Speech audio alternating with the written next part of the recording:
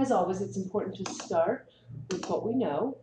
So let's plot the points that we've been given. Y is -5, 2.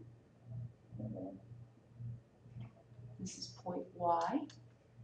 And Z is 0, 2. Z is right here. And it says ZYX is a right angle. So that means this is the right angle. Right here is the right angle. And YZX is 60 degrees. So we know this is going to be 60 degrees. This has to be a right angle. So let's go ahead and draw our triangle. Now, I don't know what this point is, okay? We don't know what X is. But we know this is 60 degrees.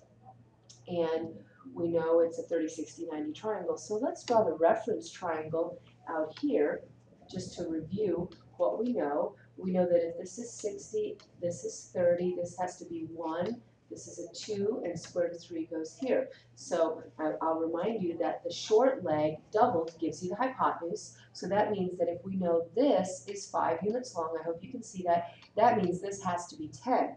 But that's not really even what we need, is it? Because what we want to know is the coordinates of X. Now I've already made sure in my sketch, but remember it has to be in quadrant 1, which means that the triangle couldn't be flipped upside down. The X could not be down here because that would be outside of quadrant 1. Okay, so the question, I guess, is how long is this leg?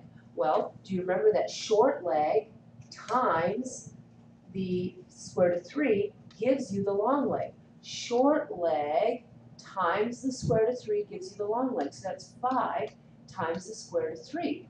So all we have to do is write these coordinates. Well, the question, so obviously this coordinate is going to be at -5.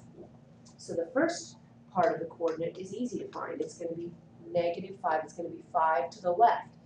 5 to the left. But how far up is it going to be? Well, how far is it from here to here? Well, it's 2 units. So if we go 2 units up plus 5 times the square root of 3 units up, that's going to tell us exactly where we end up. So it's going to be 2 plus 5 times the square root of 3. I know that you're not used to writing a y coordinate like this, but that's the best way we can express it without rounding any values.